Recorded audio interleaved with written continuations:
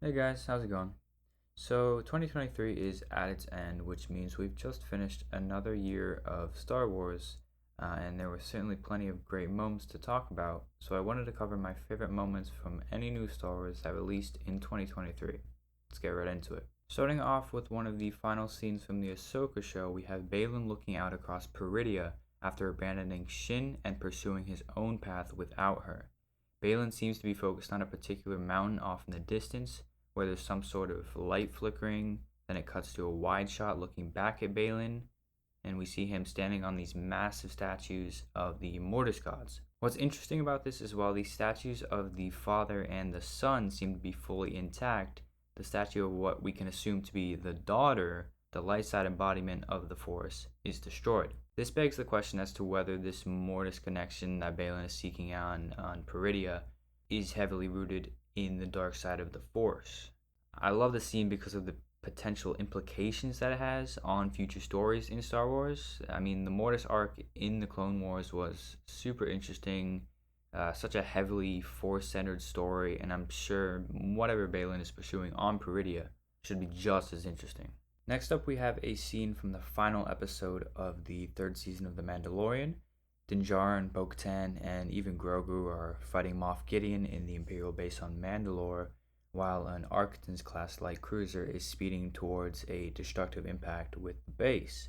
The light cruiser collides with the base, there's a huge explosion and a rush of fire, and it seems as though our heroes have perished in the flames. Then the music swells, revealing Grogu creating a force barrier around them and saving them from the fire. It's a beautiful moment to not only highlight Grogu's strength in the Force and how he is using the Force for defense rather than attack as a Jedi would, but one that also feels very emotional for Din, Bo, and Grogu. The three of them spent basically the entire seasons together, and in this moment, you see them almost comfort each other in what seems like a certain death until Grogu saves them all, of course. It's a big reason why I hope we see the three of them together again in future seasons of The Mandalorian.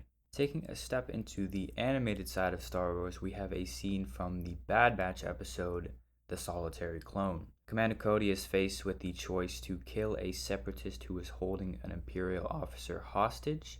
Cody attempts to negotiate peacefully and promises to let the separatist live, but the Imperial officer orders him to kill her anyway. Cody is hesitant and Crosshair kills her instead. For me, this scene is a deep look into the morality of the actions of the clones, whether that's blindly following orders or acknowledging that they have a choice in the matter to do what's right. It's particularly interesting because Cody obviously had no hesitation in following Order 66 and attempting to shoot down Obi-Wan, but after seeing the further horrific actions of the Empire, he now begins to question those orders. There are, of course, other instances of clones questioning orders like this, but it feels very personal for Cody since we've seen this shift in him between Revenge of the Sith and now in the Bad Batch. Cody then goes AWOL after this, and we have yet to see him since, so I'm very interested to see where he ends up in Season 3. In another scene from the Bad Batch, this time in the episode The Outpost, we focus on Crosshair, who finds himself helping an injured clone get back to an Imperial base after an absurd mission given to them by a commanding officer. Upon arriving back at the Imperial base, Crosshair begs for medical treatment to be given to his clone brother, but their commanding officer simply insults them for failing the mission and lets the other clone die. Crosshair finally snaps and kills the commanding officer for letting his brother die. It's another really interesting question of morality for Crosshair and lets us see the moment where he seemingly decides that the Empire cannot be tolerated anymore. Jumping over to Star Wars video games, we have a nice character reveal in Jedi Survivor. Speaking specifically of the moment when Cal Kestis arrives at the Anchorites base on Jedha.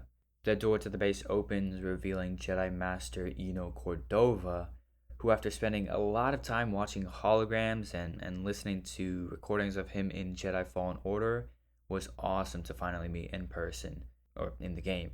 Cordova's involvement in Fallen Order always made me feel like he was different from the usual Jedi of the prequel era. Much like Qui-Gon, Cordova always encouraged trusting the will of the Force. And maybe it's just me, but Fallen Order kind of made it seem like Cordova had died prior to the events of that game. So seeing him in Survivor was just a wonderful surprise. Back to The Mandalorian Season 3, we have the scene in which Din had fallen into the sacred waters beneath Mandalore. Bo-Katan jumps in to save him, and as she's pulling him back to the surface, we see the Mythosaur. Now, what I really like about this moment is that even with the helmet on, it's clear that Bo-Katan is in complete shock and can't believe that the Mythosaur is even real. The Mythosaur, especially at this point in the Star Wars timeline, is such a mythological and prophesized thing for Mandalorian culture. So for Bo-Katan to have seen it at that moment really made you wonder what that could mean for the future of Mandalore and how it would rise up from the ashes of the Empire glassing the planet. And of course, just seeing the actual creature that was the inspiration in the lore for the same symbol that Boba Fett had on his armor way back in 1980 in Empire Strikes Back was just really cool. Now, going back over to Jedi Survivor is what has to be my favorite moment in the entire game, and I think one of the best video game set pieces that I have ever played. It starts with a nice moment between Cal and Merrin, which, if I'm being honest, is more important for Star Wars than it might seem. Star Wars is really built on romance. I mean, just look at Han and Leia in the original trilogy, and then of course Anakin and Padme in the prequels, the latter of those two being one of the most pivotal plot points in all of Star Wars. So what I'm trying to say is that I'm glad to see some romance back in Star Wars between Cal and Merrin. What follows that is where the game just kicks into overdrive. Merrin does this nice sister thing, and the next thing you know, Cal is flying around the ruins of Jeddah while being targeted by this Imperial drill weapon type of thing. The sequence in Jedi Survivor is just so engaging in a gameplay sense and really had me on the edge of my seat while playing.